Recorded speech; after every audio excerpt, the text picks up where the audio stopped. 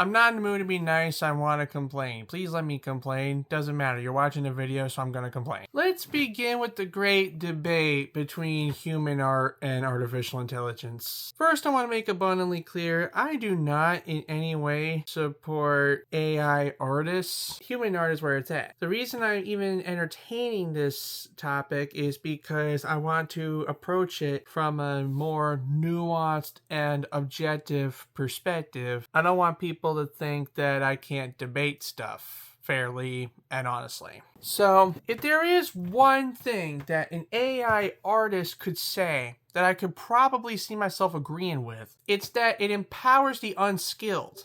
Shout out Discord! Like, if you're having trouble coordinating your hands, your fingers, your other tools that people use to make art, then you could, like, get AI to do some stuff for you. It's kind of fuzzy when, like, not all of it is your input.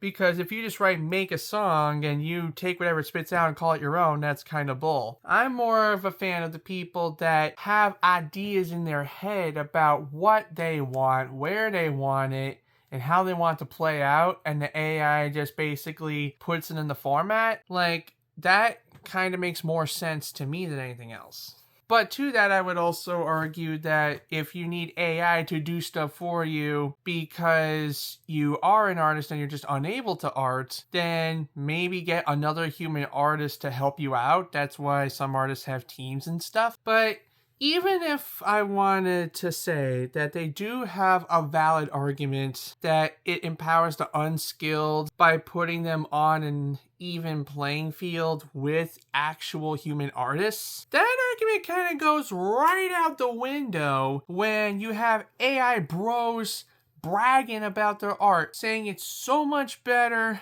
than the human artists that are really expensive, or maybe they're just trying to make money so they can eat that day. Like, if you want to put yourself on a pedestal, you want to be on a level playing field, that's fine. But that don't mean you get to raise the pedestal higher than its safety limit can go and use it to boost your own ego. It's like comparing regular basketball to wheelchair basketball. Just because you're good at wheelchair basketball don't mean you're suddenly good at real basketball when and if you are finally able to walk.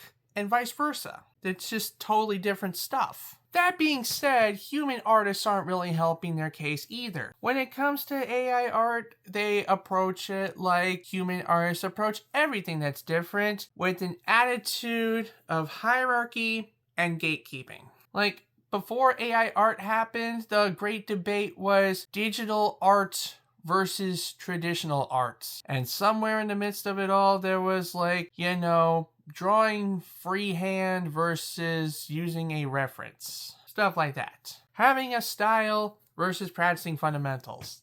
Nothing new. But, like, it's kind of hard to describe, like, in this manner, how a human artist would behave at the presence of AI art or anything they think is AI art.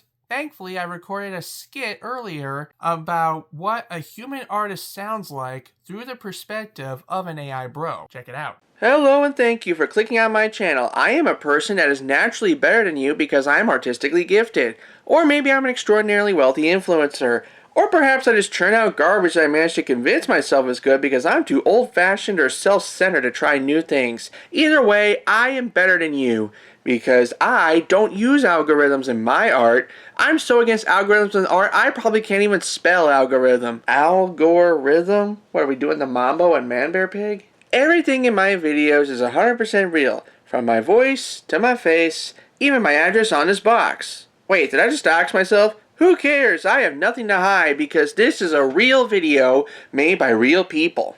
If the fruits of your creative labor are tainted with even 0.1% of AI involvement, you are not a real artist. Stop trying to invade our safe spaces and go back to licking our boots. Real art is made by real people, and they cost a lot of real money to hire. Thankfully, I'm either a wealthy trust fund inheritor or a kid with daddy's credit card that can pay an entire art staff. Or, I'm a naturally gifted god among men that can do all the work myself. If you're dirt poor and have no skills, you can't be an artist, pure and simple, because real art is about monetizing freedom of expression, and algorithms don't make the money go round.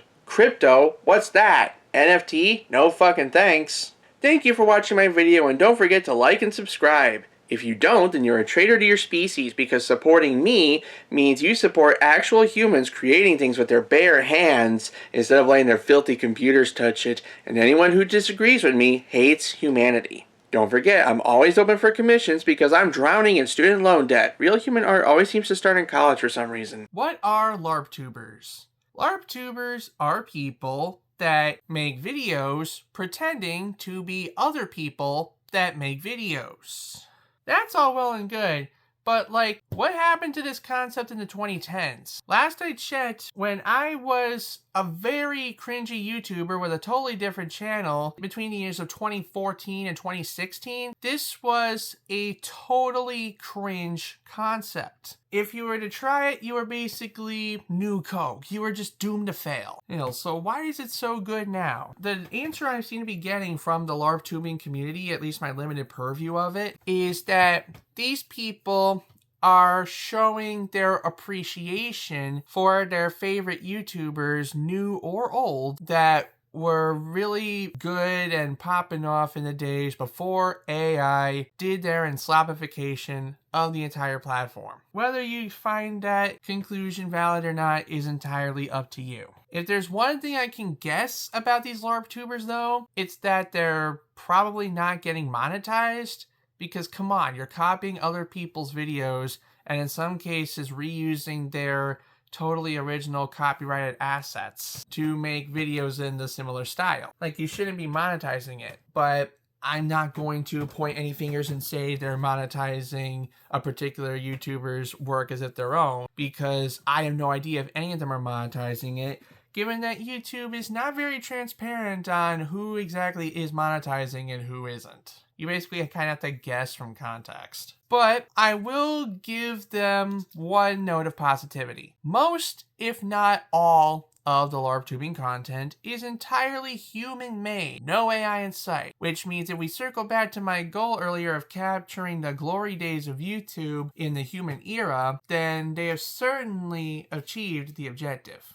Speaking of the enslapification of the platform, what really bugs me is YouTube will constantly go out of its way to try to discourage the use of AI sometimes, because they will shut down some AI slop channels. They will put up new guidelines restricting what can be monetized with AI, and they will always, like they have been, encouraging originality and nothing inauthentic or repetitive or whatever. That being said, it's kind of hard to believe that you really endorse that message when you also put out tools for people to enhance their uploads with AI, like the inspiration tab on desktop, or Ask Studio, or YouTube's Ask feature on the videos, or anything that is in the YouTube Create app or in YouTube Shorts. It's all that AI stuff they keep throwing in there. And not only that, if you're